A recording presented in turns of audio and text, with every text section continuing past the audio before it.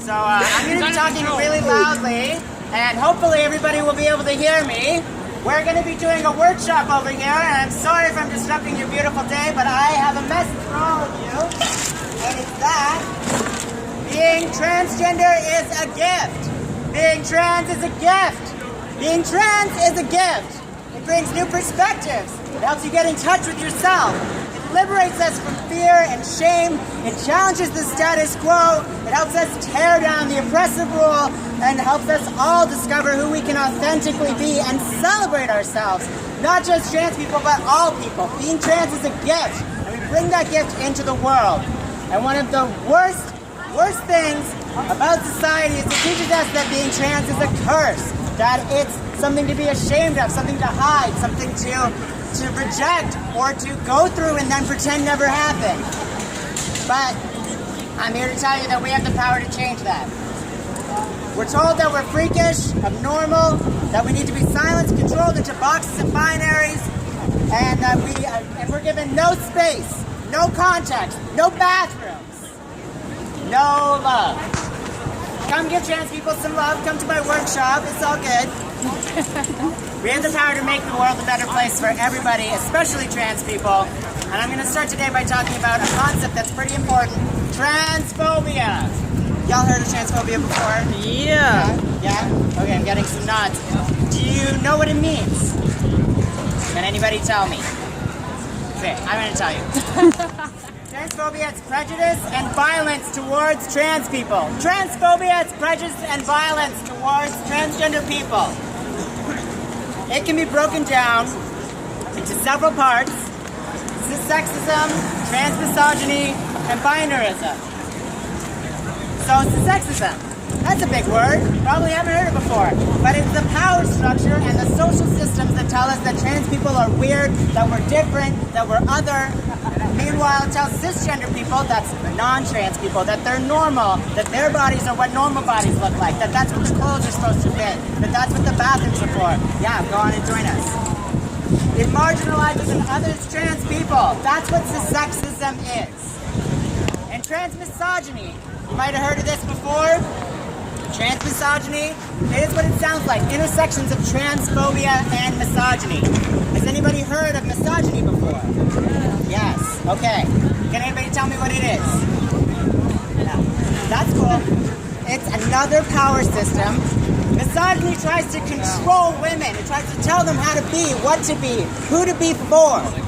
Transmisogyny targets transgender women by telling them that they're both wrong and freakish and weird for being trans, and that they need to be beautiful and special and perfect and have flawless skin and perfect hair all the time and look entirely cisgender.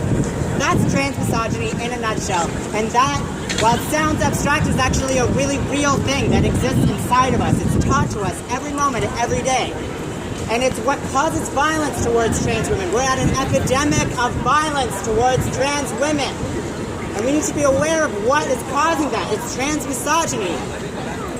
Finally, there's one other piece to transphobia. We talked about cissexism, this power, the system that tells us that cisgender people are what is normal. And transmisogyny, this system that tells trans women and trans feminine people that they're wrong and they're ugly.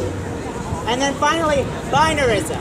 Now, binarism is a really important term. You've probably never heard of it before. Binarism is kind of what it sounds like. Binaries. The power system that makes binaries. Male, female, black and white, able and disabled. Those are binaries. Binarism in the context of transphobia, it's specifically a colonial system. It's one that was invented as part of a way to control indigenous peoples and racialized peoples, to erase their histories, erase their genders, erase their expressions of themselves. Binarism is a problem that exists everywhere. Once you start recognizing it, you see it everywhere. Think about bathrooms, male, female. Who came up with male and female?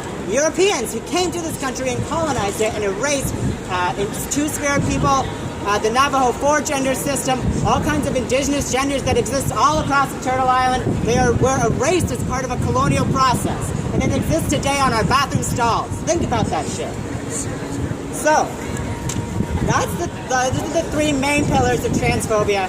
And I'm here to tell you that these systems, they sound huge, they sound abstract, they sound dangerous, and they are. but they're also something that exists inside of us. They're taught to us, and they're things that we teach others, and that means we have the power to change things. We have the power to make the world safer for transgender people, right here, right now. And I'm going to tell you how to do it. Woo! Thank you. So, one thing that you can do, break down binarism, transmisogyny, cissexism every day. Ask people's pronouns when you meet them. Ask people's pronouns when you meet them. You want to practice? Yeah. Hi, I'm Marcus or Star. I use he or they. What do you use? Hey, I'm here. I use he. Amazing. That was beautiful. Thank Thank you so much. And we can all practice that every moment, anytime when you meet someone. And if they don't know what a pronoun is, that's an opportunity for a conversation. Another way that we can learn and challenge is when we go online or we read books or watch media made by transgender people to share that knowledge. You know how many YouTube videos there are? Do you know how many freaking YouTube channels there are to this whole concept? Tumblr blogs. Just do a Google search. Go to a class. They're going to tell you about it. Now think critically when you're learning, because there's a lot of bullshit in the world. But yeah, that's another way that we can learn to challenge transphobia every day. Learn yourself.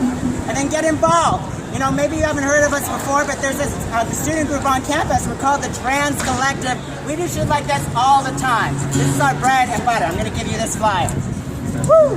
Flyers for everybody. You can just pass them along. Now, these flyers, they have basic terminology, advice. You can give them to your professors. You can give them to other students.